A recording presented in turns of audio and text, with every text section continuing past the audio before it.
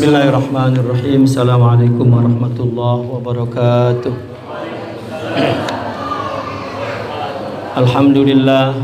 Alhamdulillahi rabbil alamin wa bihi nasta'in ala umuri dunya waddin. Wassalatu wassalamu ala asrafil anbiya'i wal mursalin wa ala alihi wa ashabihi ajma'in, amma ba'du. Jazakumullah khairul jazaa min akhina wa ustadzina Kiai Haji Imam Ibrahim, Ketua Kenadiran Sesepuh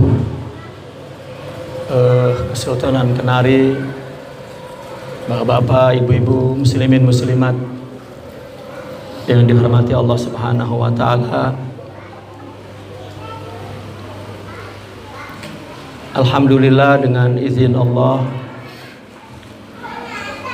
Al-Faqir dapat hadir pengajian bulanan kita setiap bulan hari Sabtu pertama. Kajian yang sebenarnya adalah kitab Al-Insanul Kamil milik Imam Abdul Karim Al-Jili. Yang kitab itu dibaca sejak 2015 kalau tidak salah, di Masjid Sultan Maulana Hasanuddin. Lalu pada 2019 pindah ke Kenari, tapi terkendala oleh COVID-19, dan alhamdulillah dapat disambung, dan insyaallah kitab Al-Insanul Kamil setelah khatam kitab Al-Hikam Al-Hatimiyah ini, kita akan sambung kembali kitab Al-Insanul Kamil insyaallah. Qala radhiyallahu anhu wa nafa'na bihi wa bi ulumihi fid dharain amin ya rabbal alamin. Wa qala man lam yatahaqqaq bi haqa'iqil asma'i wal huruf fahuwa an kashfi sirri ghawamidil asya'i masrufun. Yani fahuwa masrufun an kashfi sirri ghawamidil asya'.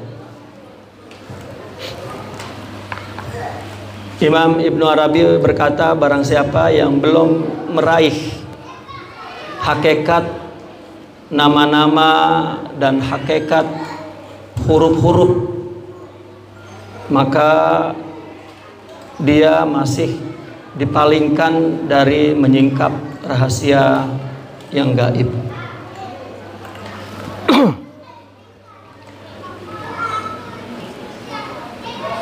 Di sini dikatakan ghawamidil asya. Ghawamidil asya itu adalah sesuatu yang tidak jelas, yang samar, ya. Sesuatu yang tidak dapat dilihat oleh mata, oleh pikiran,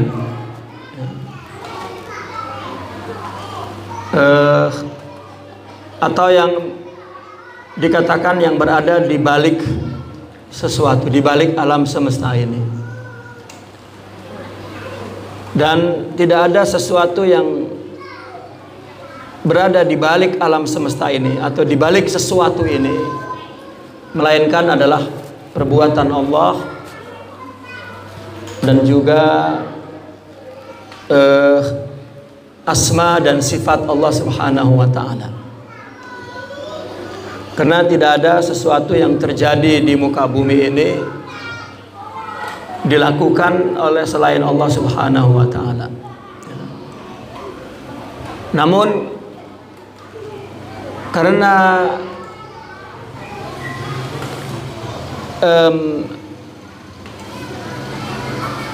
perbuatan Allah dan sifat Allah serta zat Allah termasuk gaib yang perlu kita imani, alladzina yu'minuna bil ghaib. Orang yang bertakwa adalah orang yang beriman kepada yang gaib. Ya, Allah gaib, kemudian malaikat juga gaib, surga neraka juga gaib, dan takdir yang kita yakini juga, yang kita imani juga gaib. Ya, maka Yang gaib-gaib ini adalah dipandang sebagai sesuatu yang tidak dapat diindra, yang tidak dapat dilihat. Nah, maka kita kurang menyadari, kurang melihat dengan mata batin kita hakikat sesuatu. Ya. Iman gaib yang kita imani tidak nampak.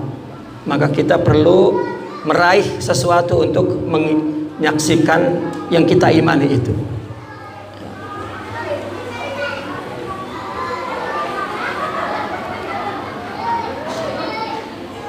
Nah, Imam Ibn Arabi membuat kata mutiara ini dengan bahasa-bahasa yang simbolik,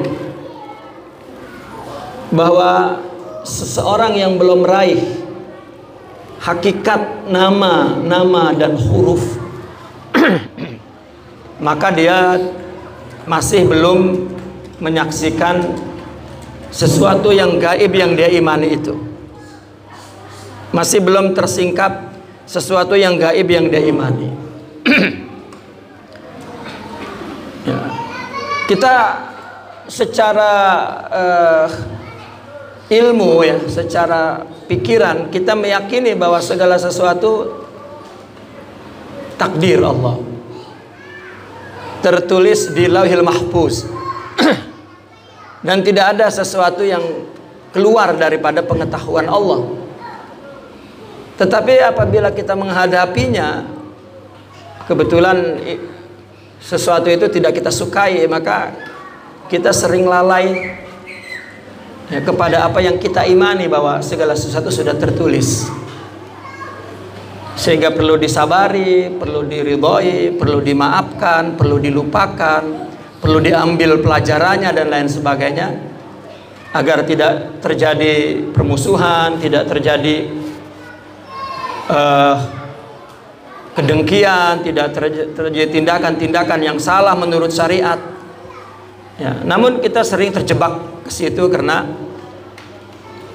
sesuatu yang kita anggap samar, tidak jelas itu tidak tersingkap. Nah, maka untuk menyingkapnya kita perlu meraih nama-nama Allah dan huruf dari nama-nama itu. Sebetulnya asma dan huruf ini satu simbolik, bahwa setiap nama Allah ada jelmaannya di muka bumi ini. Seperti misalnya Allah punya nama Ar-Razzaq,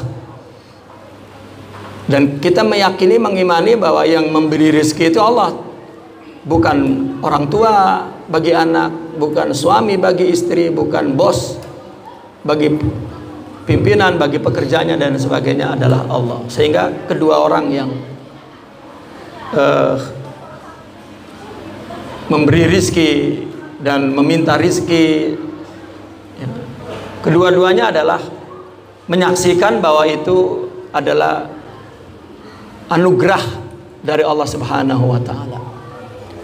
Ada hadis qudsi mengatakan, ada hadis Rasulullah sallallahu alaihi wasallam mengatakan, al khalqu iyalullah, makhluk itu adalah iyalullah.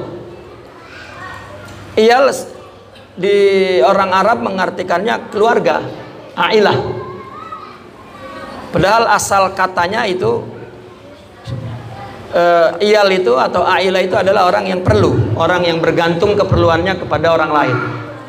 Maka suami menyebut anak istrinya iyal karena kedua anak dan istri itu secara hukum, ya, bergantung di atas tanggung jawab suami. Maka iyal sebetulnya adalah yang memerlukan. Jadi makhluk ini semua adalah perlu kepada Allah. Maka aqrabuhu ilallah anfa'uhum li'iyalih. Yang paling dekat dengan Allah adalah mereka yang paling bermanfaat kepada sesama keluarganya, artinya makhluk yang memerlukan Allah. Ketika seseorang dapat kesempatan untuk melakukan kebaikan kepada orang lain, menolong, memberi rezeki, memberi petunjuk, memberi hidayah, Sebenarnya orang yang paling terhormat adalah yang melakukan kebaikan tadi, yang memberikan manfaat kepada orang, karena dia ditajalikan nama Ar-Razzaq, nama Al-Hadi, orang yang menyayangi sesama, nama Al-Karim, Ar-Rauf, Ar-Rahim, yang hakikatnya Allah lah yang menjadi fa'il, menjadi pelaku mutlaknya, tetapi Allah menjelmakan sifat itu ke dalam manusia dan kita secara kasat mata melihatnya manusia, sehingga agama menyuruh kita berterima kasih kepada dia sebagai jalan berterima kasih kepada Allah Subhanahu wa taala. Maka Nabi mengatakan, man lam yaskurin nas falam yaskurillah. Ahlan wa sahlan di sini. Fadhal.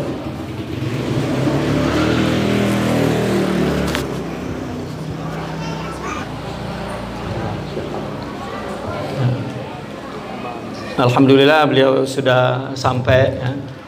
Beliau sekarang tinggal jauh di Bogor ya, dia di puncak. Dulu di Bekasi, sekarang sudah punya tempat sendiri ya, punya yayasan ya, punya pesantren, punya rumah ya, di Bogor. Alhamdulillah.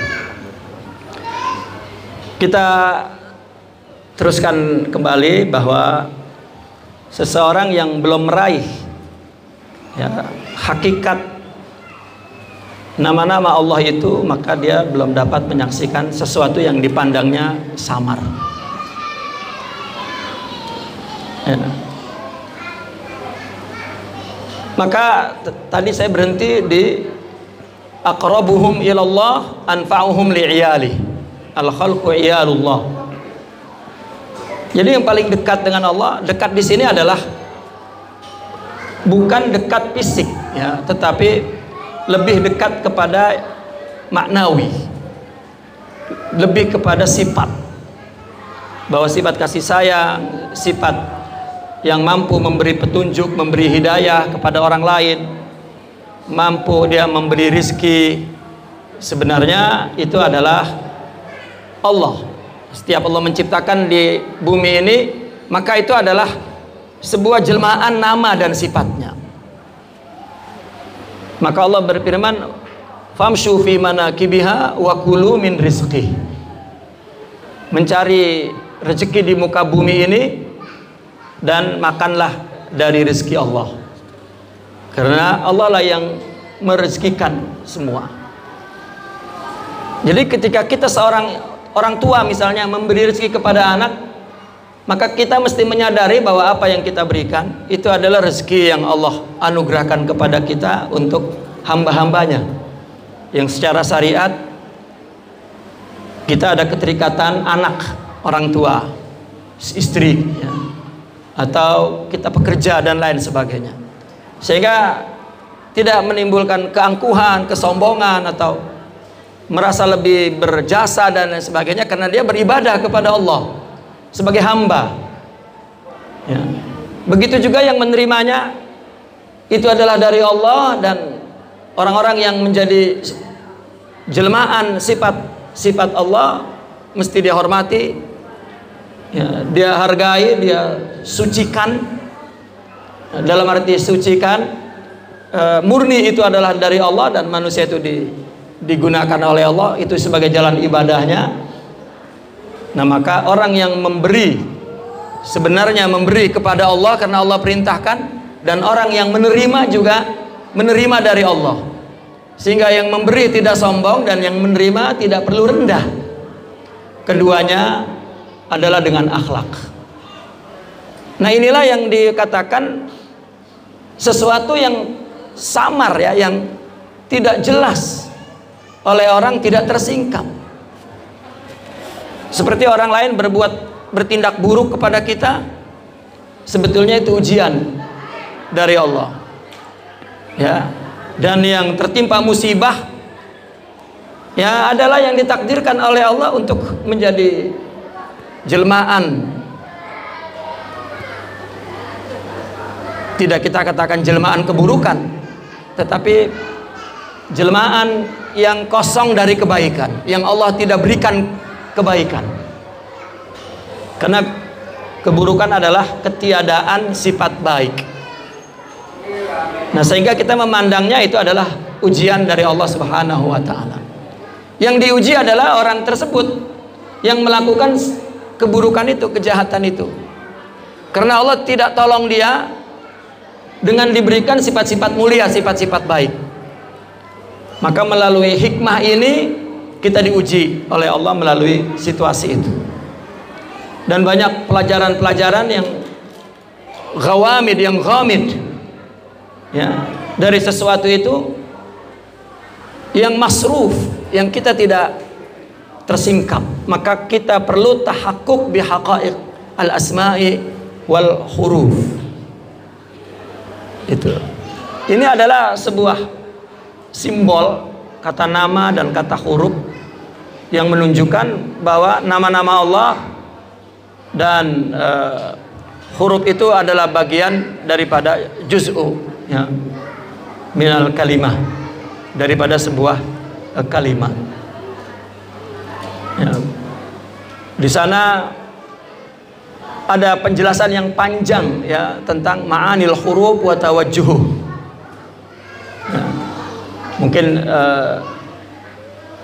tidak cukup waktu kita untuk jelaskan secara detail. Nanti kita ada momen yang khusus kita terangkan itu. Namun maksud utama daripada hikmah ini bahwa kita mesti memiliki jelmaan sifat-sifat Allah itu, ya, berupa akhlakul karimah, ya, sehingga kita dapat menyaksikan segala sesuatu itu adalah dari Allah Subhanahu wa taala. Jika tidak, maka kita terjebak kepada kehidupan yang bersifat materialistik, ya. Segala sesuatu seolah-olah ini adalah perbuatan alam semesta dan tidak kita kaitkan kepada Allah Subhanahu wa taala, ya.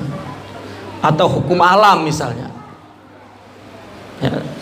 Seperti pohon ada hidup karena dirawat, ditanam, diurus oleh orang lain. Ada pohon yang tumbuh sendiri di hutan misalnya. Sebetulnya tidak ada yang dihidupkan oleh orang dan tumbuh sendiri, semuanya adalah Rabbul Alamin. Allah lah yang menterbiahnya, Allah lah yang mengaturnya, yang membesarkannya dan lain sebagainya. Kemudian hikmah yang selanjutnya, la yabruzu ila sirrillahi illa man tabaddalat arduhu wa samahu. Ini pun bahasa-bahasa yang bersifat simbolik, ya. Seseorang tidak akan melihat, menyaksikan rahasia Allah, melainkan orang yang bumi dan langitnya sudah berubah. Ini secara letterlek, bumi langit sudah berubah. Apa pindah keluar dari dunia ini, pindah ke bumi langit lain? Nah, itu adalah simbolik. Bumi adalah simbol daripada tubuh, ya, langit adalah simbol daripada rohani. Apabila tubuhnya terikat dengan syariah dan langitnya penuh sempurna dengan hakikat sifat-sifat mulia, maka baru dia dapat menyaksikan apa maksud dan muradullah, ya, kehendak Allah dari segala yang terjadi di muka bumi ini. Namun jika belum, maka dia tidak akan nampak, tidak akan dapat menyaksikan rahasia Allah Subhanahu wa taala. Itu hampir sama sebetulnya hikmah yang kedua ini dengan hikmah yang pertama.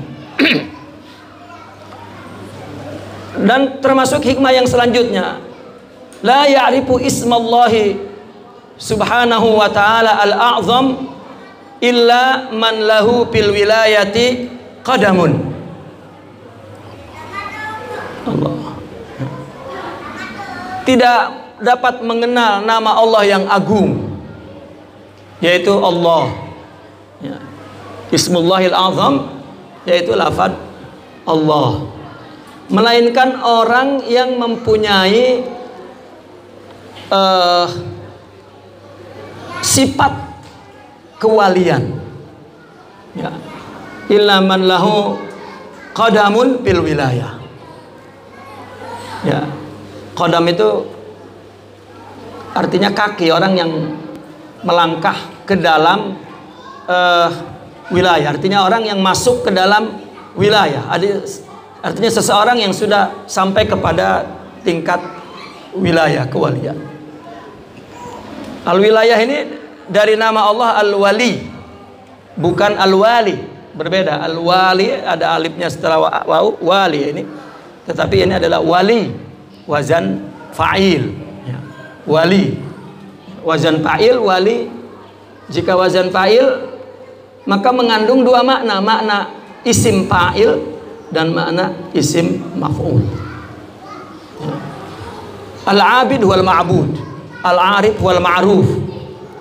Jika sudah sampai ke tahap itu, maka dia sebagai seorang wali. Ya. Dikatakan al-wali wal fani anhu wal baqi bihi, adalah orang-orang yang sudah dalam penanganan, sudah masuk ke dalam pertolongan inayah dan wilayah, ya, penanganan Allah Subhanahu wa taala. Nah, sebelum ini kita jelaskan apa sebetulnya makna pertolongan Allah, dan tasawuf tidak akan lari daripada tema-tema itu. Kita misalnya menghadapi musibah, lalu kita memohon pertolongan kepada Allah. Kita menyangka bahwa Allah akan mengirim Superman, ya, untuk menyingkirkan awan musibah itu, katakan. Kita inginnya seperti itu. Padahal dibalik apa yang kita sebut musibah itu ada hikmah, ada anugerah yang besar, ya, yang perlu kita tembus, kita saksikan, kita lewati. Ya, bahkan orang-orang yang bijaksana, ya, meskipun tidak, ya, secara logik tidak boleh mengatakan begitu, secara syariat tidak boleh. Kita cari musibah itu. Seperti perkataan Sultan al-Auliya Al-Imam Sidna Abdul Qadir Al-Jilani radhiyallahu anhu arda. Beliau mengatakan, ya Allah, turunkanlah musibahmu sekaligus, jangan diangsur. Ya, karena ya kalau diangsur anugerah di balik itunya juga kecil, tapi kalau sekaligus besar. Ya. Sehingga orang sufi mengatakan al-man'u huwa ainul ata. Ya. Orang yang tidak mendapatkan pemberian Allah berdasar apa yang dia ingini, sebetulnya itulah anugerah yang sebenar-benarnya. Karena tidak ada sesuatu yang baik melainkan mendapatkan apa yang Allah ingini. Ya. Dan itu sebabnya seorang wali telah menghapus keinginannya. Sidi Abdul Qadir berkata, uridu muradallah. Bahkan Sidi Abdul Hasan Syazili mengatakan, uridu alla urid. Aku menginginkan, aku tidak punya keinginan, agar ketika timbul keinginanku itu adalah keinginan Allah. Maka kita, ya, orang seringnya ditimpa musibah baru, ya, dia kapok dengan apa yang dia ingini, takut gagal. Kalau dia larinya ke Allah, bukan kepada justru kepada penyakit psikologi, katakan, ya, tidak ada keimanan, katakan, ya, justru dia selalu mendapatkan anugerah yang besar.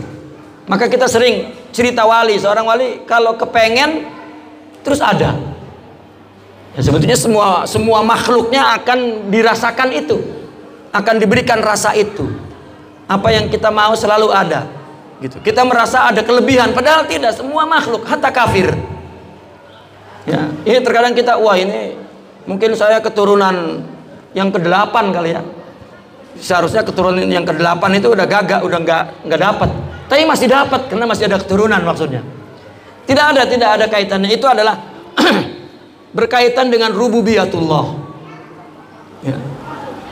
Namun terlebih khusus seorang wali, karena dia sudah tidak punya keinginan. Artinya keinginan yang dari hawa nafsu telah mampu dia kendalikan. Jadi ketika muncul saja sudah hilang. Maka apabila datang keinginan, itu seolah-olah seperti dia mencium takdir. Ya, mencium takdir. Makanya ada beberapa makalah perkataan yang dinisbatkan kepada sahabat Sayyidina Abu Bakar radhiyallahu anhu. Ya, ada satu perkataan yang dinisbatkan kepada beliau. Ma ra'aitu syai'an illa ra'aitullaha qablahu.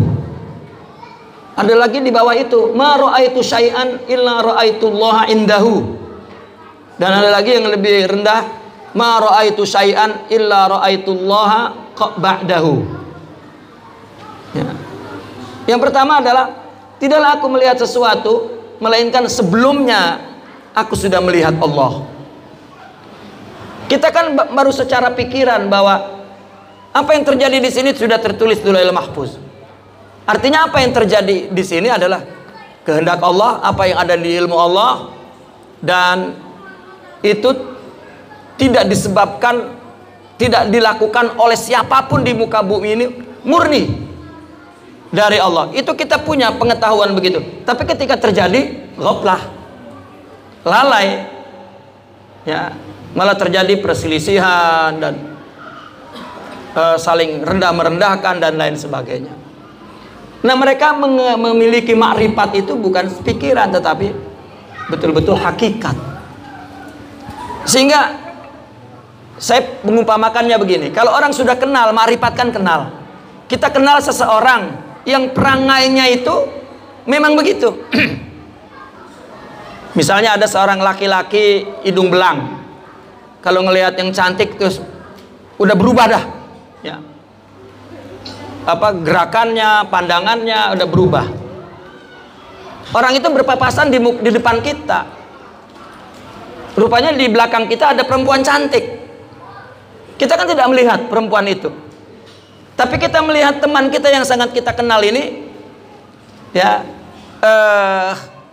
tiba-tiba kita melihat perilakunya yang biasa, yang kita kenal adalah apabila ngelihat perempuan cantik. Loh, oh pantas gitu. Nah, jadi dia sudah melihat lebih dulu satu tanda itu yang dia kenal sebelum dia melihat kejadiannya. Ini di dalam dunia ini, ya, kita ada peristiwa yang logis itu. Maka begitulah makrifat kepada Allah. Makrifatnya kepada Allah, percayanya, yakinnya begitu hak, sehingga ketika terjadi, bahkan sebelumnya dia sudah tercium sesuatu itu. Ya, ini tidak dapat digunakan oleh pikiran. Apakah dia melihat ada tanda-tanda? Tidak. Keyakinannya itu. Jadi ketika terjadi, ya sudah, memang ya, keyakinannya dia selalu melihat asma Allah, sifat Allah. Begitu terjadi, wah ya itu asma Allah. Nah, yang lebih dari yang di bawah itu ketika terjadi baru Allah, atau paling kurang setelah terjadi. Nah, kita ini kan tidak demikian.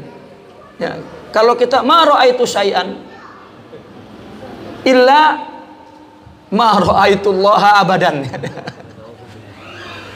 Ya. Apabila kita melihat sesuatu, kita tidak melihat Allah. Mungkin setahun kemudian, ya Allah, ya, iya ya, ternyata mungkin 2 tahun kemudian, 3 tahun kemudian. Itu adalah ma'rifat. Nah, maka Ismullahil A'zam adalah ismu dzatih. Ya, nama zat Allah yang semua sifat dan asma Allah berdiri di atas zat itu. Atau dengan kata lain adalah seseorang yang sudah ada istilah dalam tasawuf mencapai makrifat ahadiyah. Ya, ketunggalan. Ya.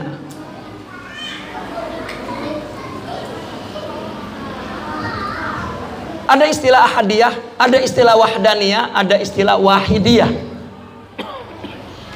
Itu sebetulnya penjelasan bahwa wahidiyah ini kita kan satu, ahadiyah itu kan tunggal. Kalau tunggal itu kan udah nggak ada lagi yang lain kecuali satu ini aja.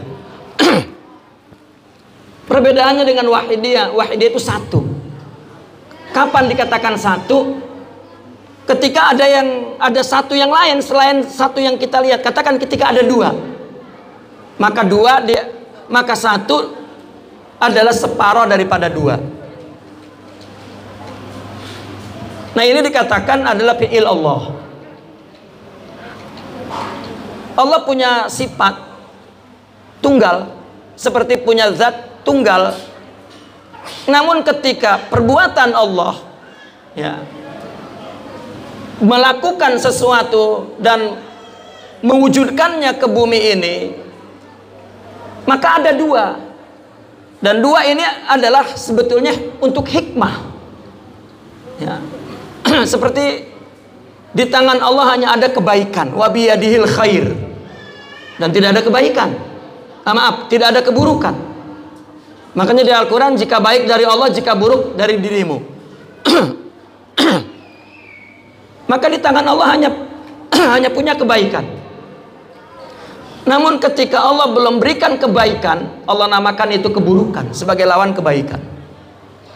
Maka diciptakan keburukan itu. Artinya Allah tidak berikan kebaikan itu, maka agama mengatakannya itu keburukan. Adalah semata-mata untuk mengetahui, menghargai, memuliakan kebaikan itu. Dan orang merasa beruntung, bersyukur sepatutnya ketika dia mendapat kebaikan, itu kebaikan dari Allah, bukan dari dirinya. Sebagaimana dirinya tidak ada kalau Allah tidak wujudkan sifat adanya. Begitu juga kebaikan. Maka wujud kebaikan dan cahaya itu adalah Allah Subhanahu wa ta'ala. Nah, maka kita melihat di dunia ini dua, baik, buruk, enak, nggak enak. Nah, baik itu satu, buruk itu satu. Maka dikatakan al-wahidiyah. Artinya orang yang baru masih memandang dua sifat ini, wahidiyah ini, masih terombang-ambing dengan kebaikan dan keburukan ini. Tapi seseorang yang sudah memiliki akhlak yang mulia, maka penyaksiannya tidak dengan akal, tidak sampai kepada tidak kepada perbuatan Allah yang dua-dua ini, tapi dia melihat kepada asal tindakan itu, perbuatan itu, yaitu zat yang tunggal. Maka dia melihat baik musibah atau anugerah datang dari yang tunggal. Nah, ketika datang dari yang tunggal, maka dia tidak terpengaruh dengan dua yang bertentangan ini. Ya kan, enak nggak enak kan bertentangan. Kalau kita kan rasanya sama. Ya, kalau saya ditanya emas dengan tanah sama apa beda? Beda. Biar digampar juga saya tetap beda. Kalau saya ditanya punya duit sama nggak punya duit sama apa beda? Masih beda kan? Ya. Iya, masih beda. Nah, mereka yang sudah sampai kepada Ismul A'zam, artinya tauhidnya sudah sampai kepada zat Allah, maka tidak ada bedanya antara dua yang berlawanan itu. Ya. Dicaci sama dengan dipuji. Kedua-duanya dari Allah. Bahkan justru mereka mengatakan dicaci itu lebih banyak keuntungannya daripada dipuji. Dan ini memerlukan kecerdasan intelektual.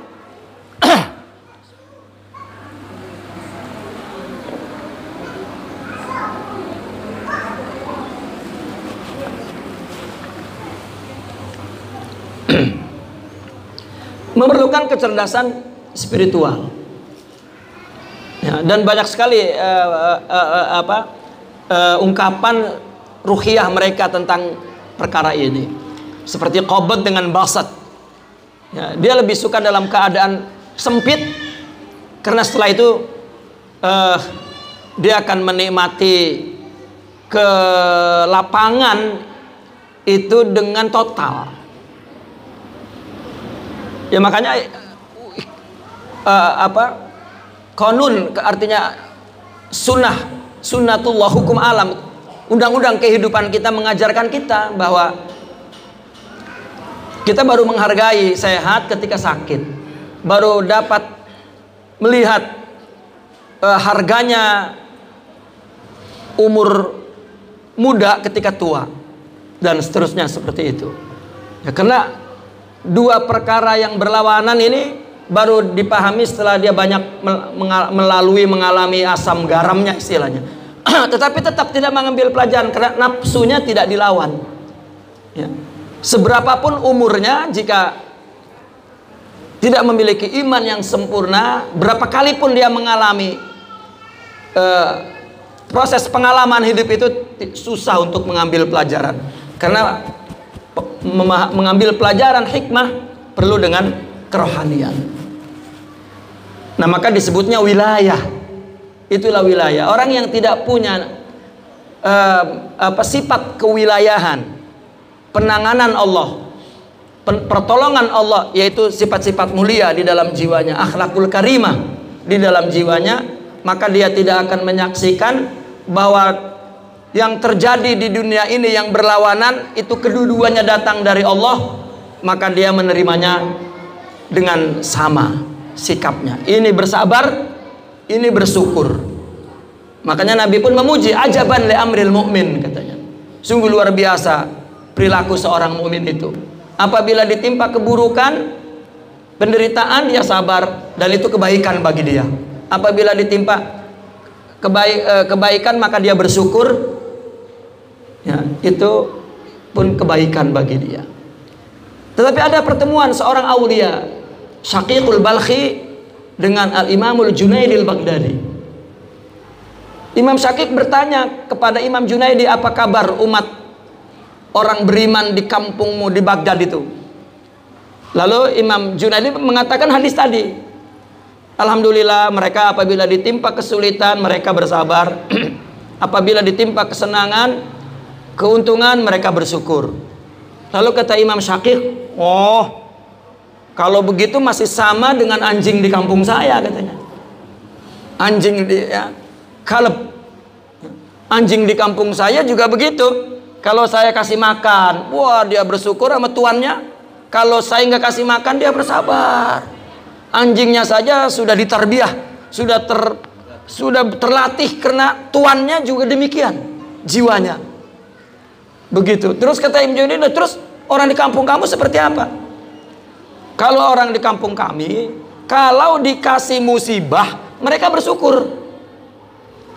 Tapi kalau mereka dikasih anugerah, maka mereka bagikan kepada sesama anugerah itu untuk bisa menikmati bersama.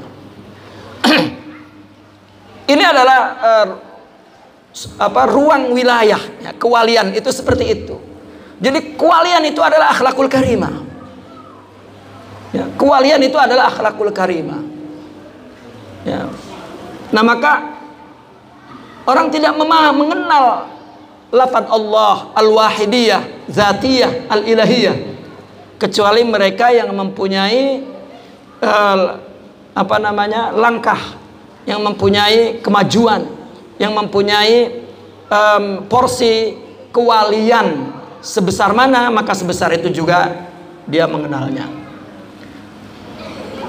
Kemudian selanjutnya juga masih sama, man arafal ismal a'zam fil alamina tahakkam.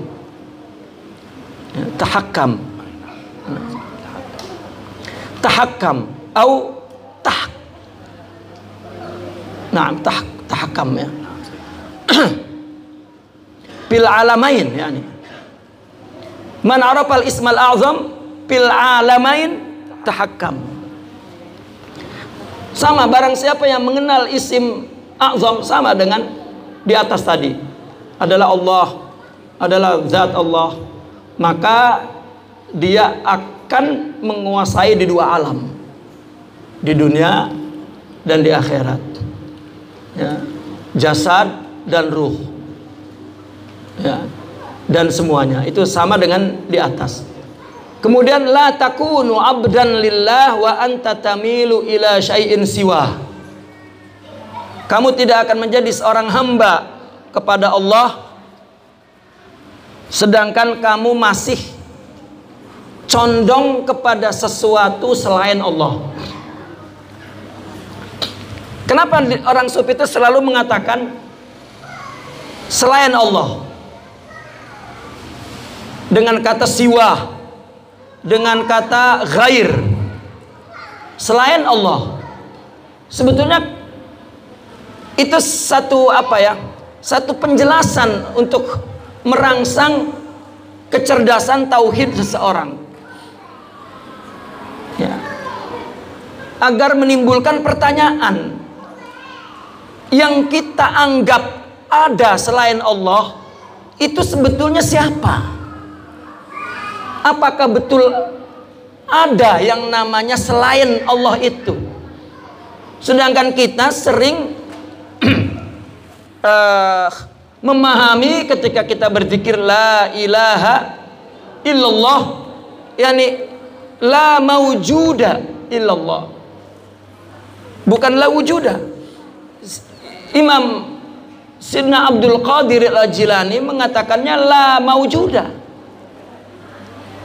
ya, artinya sanad maqal yang mengatakan la maujuda yang sampai ke kita itu sadarnya sampai kepada Sidi Abdul Qadir Al-Jilani. Mungkin aja perkataan itu juga perkataan ulama sebelumnya, ya, kenapa yang dikatakan oleh ulama mesti dari gurunya, dari gurunya, dari gurunya, dan sampai kepada Rasulullah Sallallahu Alaihi Wasallam. Nah, sanad yang sampai kepada kita la ilaha illallah, la maujuda illallah, itu dinisbatkan kepada Sayyidina Sultanul Aulia Al-Imam Abdul Qadir Al-Jilani.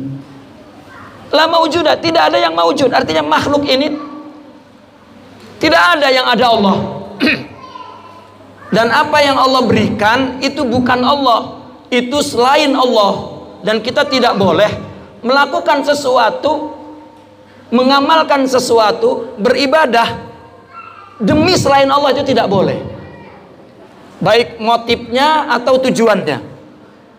Kita berusaha untuk mengasih rezeki, menafkahi istri, motifnya bukan istri tetapi Allah, ya, tujuannya juga Allah. Maka tidak ada yang merasa diuntungkan oleh seseorang dan tidak ada yang merasa direndahkan. Semuanya adalah berjalan sebagai hamba Allah,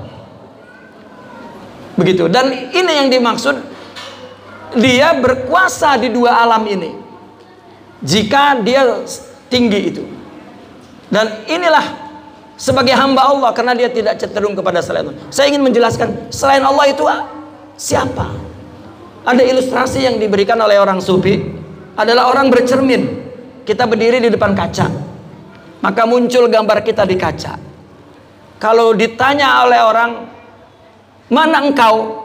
Maka kita akan menjawab, aku adalah ini yang berdiri di depan kaca. Ya, kita akan mengatakan, ini aku.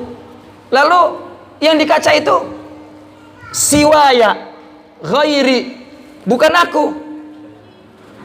Aku adalah ini.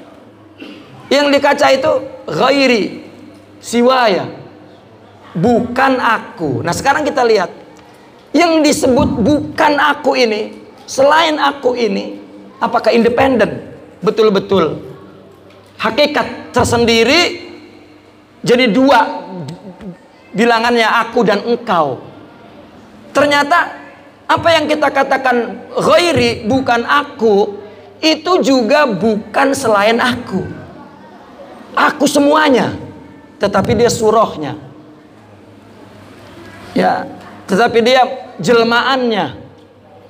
Maka makhluk ini dari awal kita katakan jelmaan sifat Allah, suratullah, sebagaimana Rasulullah bersabda, innallaha khalaqa adama ala suratir rahman. Allah menciptakan manusia menjadi sebuah surah rahman.